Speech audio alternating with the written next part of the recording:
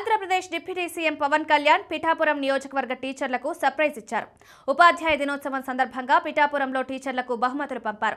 పిఠాపురం, గొల్లప్రోలు, కొత్తపల్లి మండలాల్లోని ప్రభుత్వ, private స్కూళ్లు, junior కాలేజీల్లో పనిచేసే 2000 మంది ఉపాధ్యాయులు, అధ్యాపకులకు ఆయన కానుకలు అందజేశారు. మహిళలకు చీరలు, పురుషులకు ప్యాంట్, షర్ట్లు పంపిణీ చేశారు. పవన్ కళ్యాణ్ ఈ కానుకలను ఒక ప్రత్యేక టీం విద్యాశాఖ కార్యాలయాలకు ఉదయాన్నే చేరవేసింది.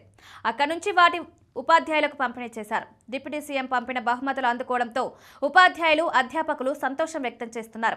తమకు కానుకల్ని పంపిన పవన్ కళ్యాణ్ కు ఉపాధ్యాయులంతా కృతజ్ఞతలు తెలిపారు. గత నెలలో శ్రావణ మాసం సందర్భంగా కూడా పిఠాపురం మహిళలకు డిప్యూటీ సీఎం పవన్ కళ్యాణ్ కానుకల్ని పంపారు.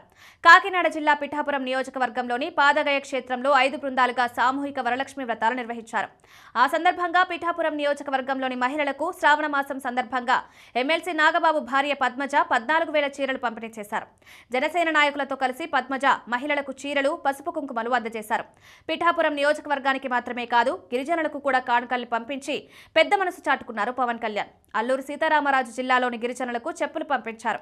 తన తోటలో కాసిన మామిడి పళ్లను గిరిజనులకు పంపారు. ఇటీవల పార్వతీపురం, మన్యం జిల్లాలోని గిరిజనులకు కూడా కానుక పంపారు. వారికి రగ్గుల్ని పంపించగా అధికారులు వాటిని పంపిణీ చేశారు. మరోవైపు పవన్ కళ్యాణ్ సెప్టెంబర్ 5న అల్లూరు సీతారామరాజు జిల్లాలో పర్యటిస్తారు. అరకులోయలోని మడగడ అనే గిరిజన గ్రామానికి వెళ్లనున్నారు. అక్కడ గిరిజనులు జరుపుకునే బలిపోరో ఉత్సవంలో ఆయన పాల్గొంటారు. గిరిపుత్రుల ఆహ్వానం మేరకు ఆయన ఈ ఉత్సవానికి హాజరవుతున్నారు. ఇది 12 రోజుల పాటు జరిగే ఉత్సవం కావడం విశేషం.